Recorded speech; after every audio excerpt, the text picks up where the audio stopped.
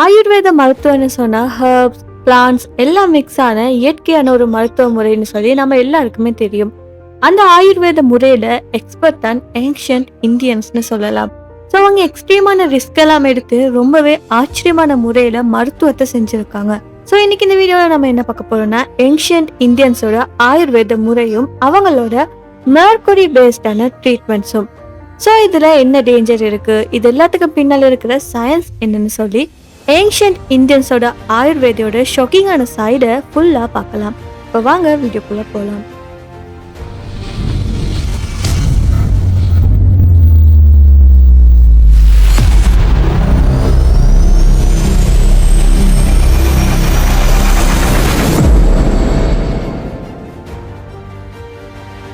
ஆயுர்வேதம்னு சொல்லக்கூடியது இந்தியாவில் தோன்றிய ரொம்பவே பழமையான ஒரு மருத்துவ முறையா இருக்குது. இதோட ஹிஸ்டரி பார்த்தீங்கன்னா ஆயிரக்கணக்கான ஆண்டுகள் பழமையானது.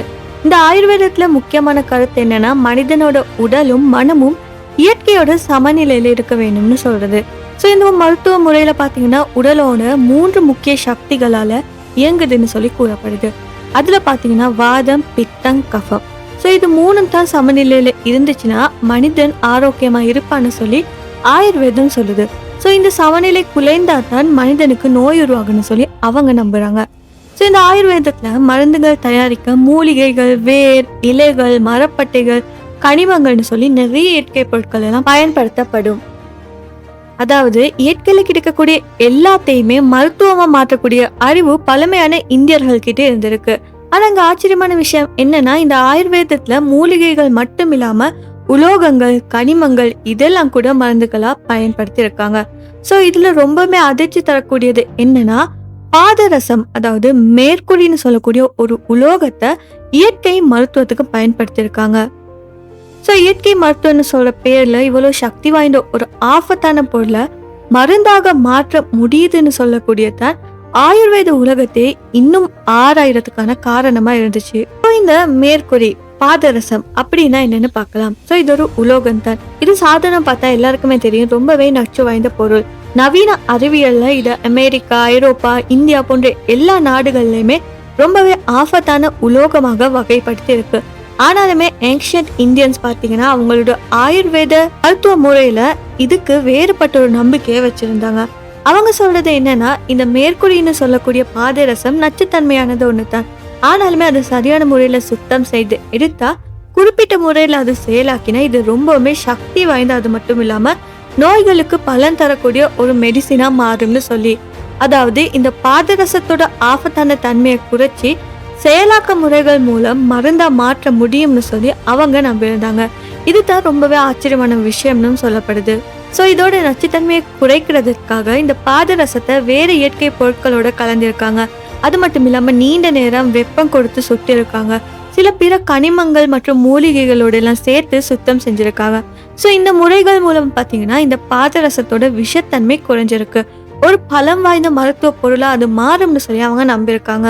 சில ஆயுர்வேத குறிப்புகள்ல பாத்தீங்கன்னா என்ன சொல்லப்பட்டிருக்குன்னா, சரியான முறையில தயாரிக்கப்பட்ட பாதரசம் வயிற்று பிரச்சனைகள், தோல் நோய்கள், ஜாயிண்ட் வலிகள் இது எல்லாத்துக்கும் பயன்படுத்தலாம்னு சொல்லி. ஸோ ஆயுர்வேதத்துல பாத்தீங்கன்னா ஒரு சிறப்பான பிரிவு இருக்கு. அதோட பேர் என்னன்னா ரசசாஸ்திரம்னு சொல்லப்படுது. இந்த ரசசாஸ்திரம்னா என்னன்னா, இது உலோகங்கள், கனிமங்கள் அது மட்டும் இல்லாம பாதரசம் போன்ற விஷங்களை சுத்தம் செய்து அதை மருந்தா மாற்றக்கூடிய ஆயுர்வேதத்தோட ஒரு நுணுக்கமான விஞ்ஞானம். ஸோ பண்டைய நூல்கள்ல, வரலாற்று சான்றுகள் எல்லாம் சொல்றது என்னன்னா, இந்த பாதரசம்னு சொல்லக்கூடியது பச்சை இருக்கிறப்ப ரொம்பவே டேஞ்சரஸ் ஆனது. ஆனாலுமே சரியான சுத்திகரிப்பு, செயலாக்கம் இந்த முறைகள் எல்லாம் பின்பற்றினா அதை பாதுகாப்பான சக்தி வாய்ந்த ஒரு மருந்தாக மாற்ற முடியும்னு சொல்லி.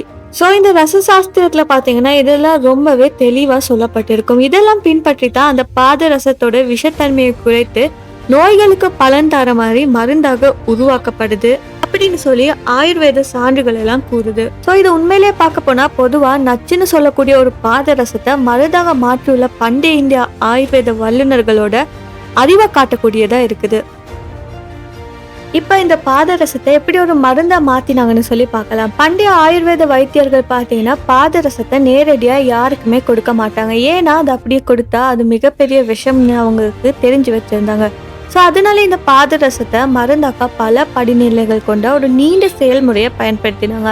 முதல்ல பாத்தீங்கன்னா இத பசும்பால்ல ஊற வச்சிருப்பாங்க. ஸோ இப்படி செய்யறதால அந்த பாதரசத்தோட கடுமையான விஷத்தன்மை குறையும்னு சொல்லி அவங்க நம்பியிருக்காங்க. அடுத்தது பாத்தீங்கன்னா அதை மூலிகைகளோட சாரோட கலந்து பலமுறை அரைத்து கழுவி வடிகட்டி எடுத்திருக்காங்க. ஸோ இதனாலே அந்த பாதரசத்துல இருக்கக்கூடிய நச்சுத்தன்மை குறையும்னு நம்பியிருக்காங்க. அதுக்கப்புறம் பாத்தீங்கன்னா இந்த பாதரசத்தை கந்தகத்தோட சேர்த்து ரொம்பவே கவனமா கலக்கியிருக்காங்க.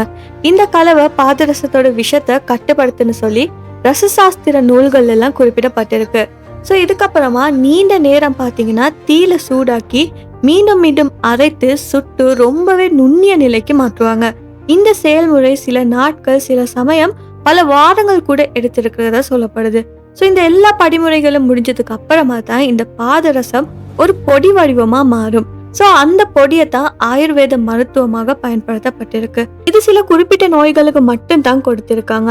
ஸோ என்னென்ன நோய்களுக்கு கொடுத்திருக்காங்கன்னு பார்த்தீங்கன்னா தோல் பிரச்சனைகளுக்கு கொடுத்திருக்காங்க, குடல் பிரச்சனைகள், அது மட்டும் இல்லாம மூட்டு வலி, சுருக்கங்கள், மூட்டு இயக்கம் குறைபாடு, உடல் நோய்களுக்கு எதிரான சக்தி குறைவாய்க்கிற நேரங்கள் எல்லாம் இதைத்தான் யூஸ் பண்ணியிருக்காங்க. அது மட்டும் இல்லாம இதை மருந்தா எடுத்துக்கொள்றதால நீண்ட ஆயுள் கிடைக்கும்னு சொல்லப்படுது. பண்டைய காலத்துல இதெல்லாம் அரசியல்வாதிகள், போர் வீரர்கள், ராஜாக்கள், அது மட்டும் இல்லாம செல்வந்தர்கள் தான் குறிப்பா எடுத்துக்கொண்டிருக்காங்கன்னு சொல்லப்படுது. அதாவது பொதுமக்களுக்கு இது கிடையாது. இம்பார்ட்டன்டான பவர்ஃபுல்லான ஆட்கள் மட்டும்தான் இந்த பாதரசத்தை மருந்துகளா எடுத்துக்கொண்டிருக்காங்கன்னு சொல்லி வரலாற்று சான்றுகள் எல்லாம் சொல்லப்படுது. அது மட்டும் இல்லாம பண்டைய ஆயுர்வேத நிபுணர்களோட நம்பிக்கை என்னன்னா சரியான முறையில சுத்தம் செய்யப்பட்ட செயலாக்கப்பட்ட இந்த பாதரசம் பாத்தீங்கன்னா உடலோட சக்தியை மேம்படுத்தி நோய்களை குணப்படுத்துறதுன்னு சொல்லி அவங்க நம்பியிருக்காங்க. ஸோ இதெல்லாம் பழைய ஆயுர்வேத நிபுணர்களோட நம்பிக்கைன்னு சொல்லலாம். ஆனா இன்னைக்குள்ள அறிவியல் என்ன சொல்லுதுன்னு பார்க்கலாம். இன்னைக்கு வர கட்டியுமே இந்த பாதரசத்தை ஆய்வு பண்ணாலுமே பல பாதரச அடிப்படையிலான மருந்துகள் பார்த்தீங்கன்னா ரொம்பவே ரிஸ்கானு தான் சொல்லி சுகாதார அமைப்புகளா இருந்தாலும் சரி, மருத்துவ ஆராய்ச்சியாளர்களா இருந்தாலும் சரி எச்சரிக்கிறாங்க. ஸோ இந்த மேற்கூடிய வச்சு செய்யப்படுற மருந்துகள் பார்த்தீங்கன்னா மருத்துவ நிபுணர்களோட கண்காணிப்பு இல்லாம பயன்படுத்தக்கூடாதுன்னு சொல்லப்பட்டிருக்கு. இன்னைக்கு கூட இந்திய நாட்டுல கூட இந்த பாதரசம் அடிப்படையிலான மருந்துகள் எல்லாம் பாத்தீங்கன்னா கடுமையான ரூல்ஸ் அண்ட் ரெகுலேஷனுக்குள்ள தான் இருக்குது. சட்டப்படி உறுதி செய்யப்பட்ட ஆயுர்வேத வைத்தியர்கள் மட்டும்தான் இதை தயாரிச்சு வழங்க முடியும்னு சொல்லப்படுது. இதனாலே ஏன்ஷியன்ட் ஆயுர்வேதால சேஃப்னு சொல்லப்பட்ட சில மருந்துகள் இன்னைக்கு நவீன அறிவியலோட பரிசோதனையில ரொம்பவே எச்சரிக்கையானதா பார்க்கப்படுது. அது மட்டும் இல்லாம மாடர்ன் சயின்டிஸ்ட் எல்லாம் பாத்தீங்கன்னா இந்த ரசசாஸ்திரத்தை ஆராய்ஞ்சுக்கிட்டு வராங்க.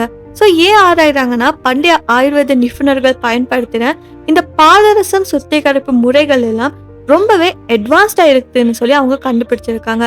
சில செயலாக்கங்களால பாத்தீங்கன்னா இந்த பாதரசத்தோட தன்மை உண்மையிலேயே மாற்றப்பட்டிருக்கு.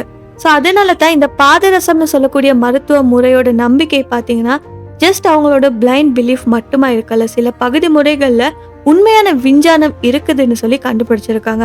இன்னும் சிக்கலான விஷயம் என்னன்னா இந்த எல்லா பாதரச மருந்துகளும் ஆபத்தானதாகவும் இல்லை.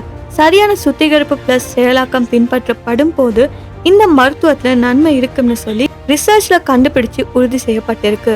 ஸோ அதனாலே பழமையான ரசசாஸ்திரத்துக்கு மாடர்ன் சயின்டிஸ்ட் இன்னும் ஆர்வத்தை காட்டுறாங்க. ஸோ இதுல ஆச்சரியமான விஷயம் என்னன்னா இந்த பண்டைய முறைகள் எல்லாம் இன்னைக்கு இருக்கக்கூடிய நவீன நுண்ணறிவோடு பொருந்தி இருக்கிறது தான். ஸோ காய்ஸ், சமரியா சொல்லணும்னா ஆயுர்வேதால மெர்க்குரியை யூஸ் பண்ணியிருக்காங்கன்னா எஸ், அது ஷாக்கிங்காக இருக்கான்னு கேட்டிங்கனாலும் எஸ். பட் இதுக்கு பின்னால டீப்பான ப்ரொசஸிங், ஸ்ட்ரிக்டான ரூல்ஸ், ஏன்ஷியன்ட் சயின்ஸ் இதெல்லாம் இருந்திருக்கு. ஸோ இது ஒரு மிராக்கிள்னே சொல்லலாம் அண்ட் டேஞ்சர்னும் சொல்லலாம். பட் ஒரு விஷயம் மட்டும் ஷுவர், ஏன்ஷியன் இந்தியனோட ஆயுர்வேதா ரொம்பவே அட்வான்ஸ்டாக இருந்திருக்கு நாம இமேஜின் பண்ணினத விட. ஸோ நீங்கள் என்ன நினைக்கிறீங்கன்னு சொல்லி கமெண்ட்ல சொல்லுங்கள். இந்த வீடியோ பிடிச்சிருந்தா மறக்காம இந்த வீடியோ லைக் பண்ணி ஷேர் பண்ணுங்க. அது மட்டும் இல்லாமல் நம்ம யூடியூப் சேனலை சப்ஸ்கிரைப் பண்ணி பக்கத்தில் இருக்க பெல் ஐக்கானை கிளிக் பண்ணிக்கோங்க. இன்னும் ஒரு இன்ட்ரெஸ்டிங்கான வீடியோவில் நான் உங்களை அடுத்து சந்திக்கிறேன். Until then, stay curious, stay safe.